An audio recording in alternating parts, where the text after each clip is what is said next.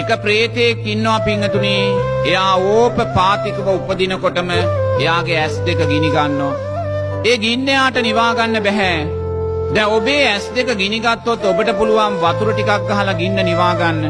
නමුත් මේ ප්‍රේතයාගේ ඇස් දෙකේ ඇවිලෙන ගින්න නිවෙන්නේ නෑ පිංගතුනි. අකුසලයේ විසින් ඇවුලුවා වූ ගින්නක්.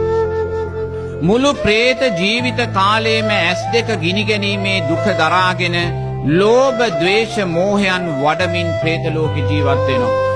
මොකද පෙර ලස්සන මනුස්ස ජීවිතයක් ලබලා අනුන්ගේ දියුණුව දකින්න කැමති වුණේ නැහැ. අනුන් ඉදිරියට යනවා දකින්න කැමති වුණේ නැහැ. ඊර්ෂ්‍යාව, වෛරය වැඩුවා. ඒ නිසාම අනුන්ගේ දියුණුව දකින්න අකමැති වුණා වූ ඇස් දෙක ගිනි ගනිමින්ම ප්‍රේත ලෝකයේ උප්පත්තිය සකස් වෙනවා පිංගතුනි. තව එක ප්‍රේතෙක් ඉන්න එයාගේ කටක් එයාට නැහැ. එයාගේ කට සමෙන් පූට්ටු වෙලයි තියෙන්නේ. කටක් නැහැ පිංගතුනි. ජීවිත කාලේ මෙයාට ආහාරයක්, ජලයක් නැහැ. මුළු ප්‍රේත ජීවිත කාලෙම निराहाරව ප්‍රේත ලෝකෙ දුක් විඳිනවා. මොකද පෙර ජීවිතේ ලස්සන මනුස්ස ජීවිතයක් ලබලා මහා සංඝරත්නයට දෙන්නා වූ දානයන් වැළැක්වුවා.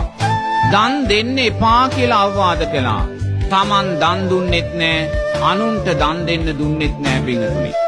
මේවයි විපාකයන් ක්‍රියාත්මක වෙනකොට ප්‍රේත ලෝකයට වැටෙද්දි පිංගතුනි කටක් නැතුවයි යා උප්පත්තිය ලබන්නේ. මුළු ජීවිත කාලෙම ප්‍රේත ජීවිත කාලෙම ආහාරයක්, ජලයක් නෑ.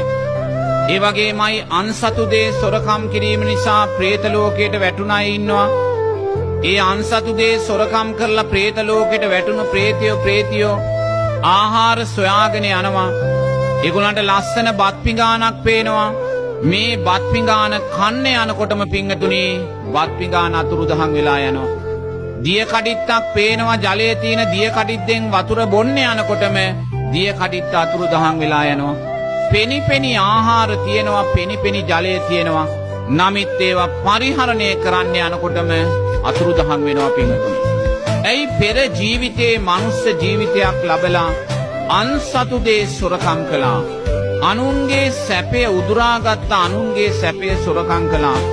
එහි විපාකයන් හැටියට ප්‍රේත ලෝකයට වැටිද්දී පෙනිපෙනි බත් පිඟාන අතුරුදහන් වෙලා යනවා පිංගතුනි.